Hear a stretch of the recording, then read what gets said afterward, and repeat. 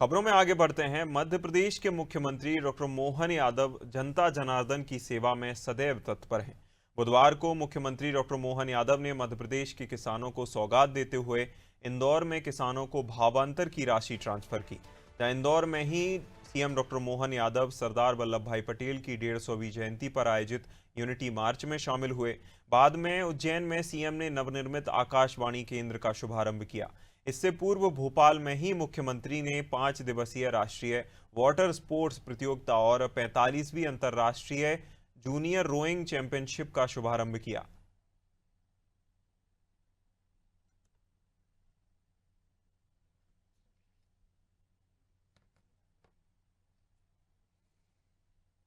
मध्य प्रदेश के मुख्यमंत्री डॉक्टर मोहन यादव ने इंदौर में किसानों को सौगात दी और भावांतर योजना की राशि अंतरित की। इस योजना से 1,34,000 किसान लाभान्वित हुए हैं। इस अवसर पर सीएम डॉक्टर मोहन यादव ने इंदौर देपालपुर फोरलेन की घोषणा करते हुए कहा कि यह फोरलेन उज्जैन बदनावर मार्ग से जुड़ेगा, जिस पर 745 करोड़ रुपए का खर्च आएगा। सीएम डॉक्टर मोहन यादव ने गौतमपुरा में कॉलेज और सामुदायिक स्वास्थ्य केंद्र बनाने का भी ऐलान किया।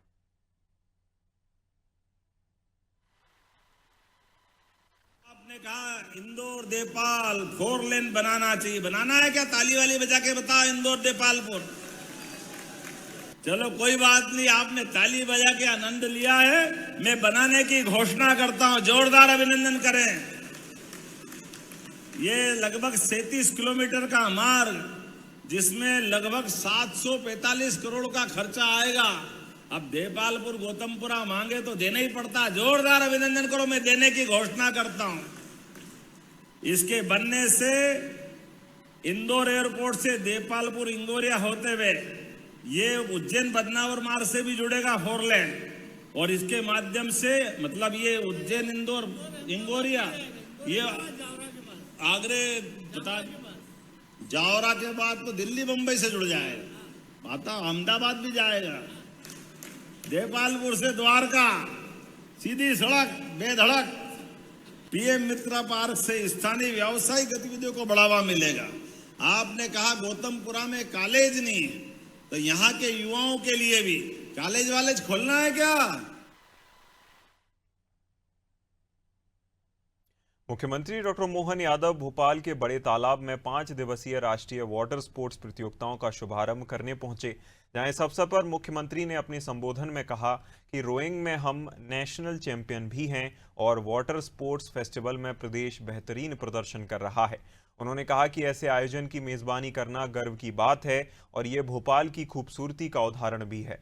सीएम ने बताया कि प्रदेश विभिन्न खेलों में बेहतर प्रदर्शन कर रहा है और कई मेडल राष्ट्रीय अंतर्राष्ट्रीय स्तर पर जीते हैं।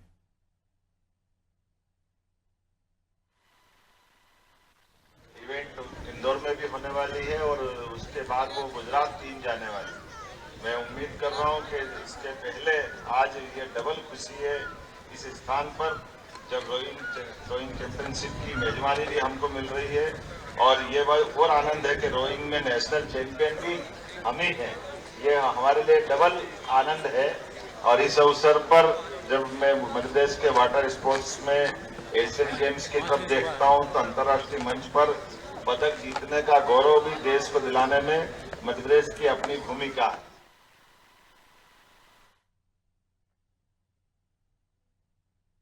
मुख्यमंत्री डॉक्टर मोहन यादव इंदौर में लौह पुरुष सरदार वल्लभ भाई पटेल की 150वीं जयंती पर आयोजित नर्मदा प्रवाह यात्रा यूनिटी मार्च में शामिल हुए। मुख्यमंत्री डॉक्टर मोहन यादव ने सरदार वल्लभ भाई पटेल की प्रतिमा पर माल्यार्पण किया और यूनिटी मार्च में शामिल होकर जनसभा को भी संबोधित किया। इस अवसर पर सीएम डॉक्टर मोहन यादव ने कहा कि कांग्रेस ने आज़ादी से पहले तत्कालीन महापुरुषों के साथ बहुत अन्याय किया। सिर्फ एक खानदान को बचाने और उनके भरोसे उन्होंने अपने महापुरुषों के साथ जो किया वह बहुत दुर्भाग्यपूर्ण है।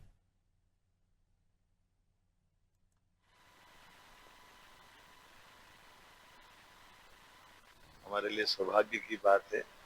अपने लिए आज सरदार वल्लभ भाई पटेल ने, जिनने हमारी उस भावना के आधार पर जो देश स्वाधीन हुआ, अंग्रेजों ने चालाकी के आधार पर देश के 600 रियासतों को स्वतंत्र करके भारत को फिर टुकड़ों में देखा था। ये सरदार वल्लभ भाई पटेल थे, जिन्हें प्रधानमंत्री रहते हुए गृह मंत्री के नाते से देश की सारी रियासतों का विलीनीकरण करते हुए वर्तमान के राष्ट्र का सशक्त रूप अगर कहीं बनाया तो सरदार वल्लभ भाई पटेल के माध्यम से। हमारे सारी प्रशासनिक सेवा IAS IPS सहित जिस प्रकार से UPSC के माध्यम से भविष्य में अधिकारी वर्ग कैसे तैयार होना चाहिए, इसकी भूमिका भी माननीय सरदार वल्लभ भाई पटेल ने रखी। ऐसी कई चुनौतियों का उन्होंने सामना किया, तो सरदार वल्लभ भाई पटेल के विराट व्यक्तित्व को लेकर के केवड़िया धाम में माननीय मोदी जी ने विराट प्रतिमा भी बनवाई और हम सबको गर्व है उनकी 150वीं जयंती पे पूरा देश एकजुटता से उनको स्मरण कर रहा है।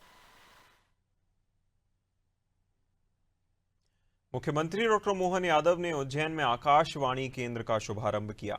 ये केंद्र FM बैंड 102.5 मेगाहर्ट्ज पर संचालित होगा, जहां मुख्यमंत्री ने आशा व्यक्त की कि ये केंद्र उज्जैन के युवाओं की आवाज बनेगा और महाकाल के आशीर्वाद से फलेगा फूलेगा।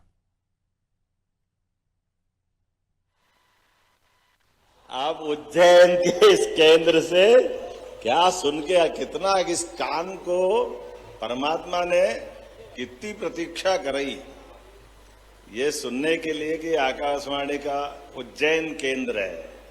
ऐसा लगे जैसे अपने घर में पुत्र रत्न की प्राप्ति हो गई। जोरदार अभिनंदन करें।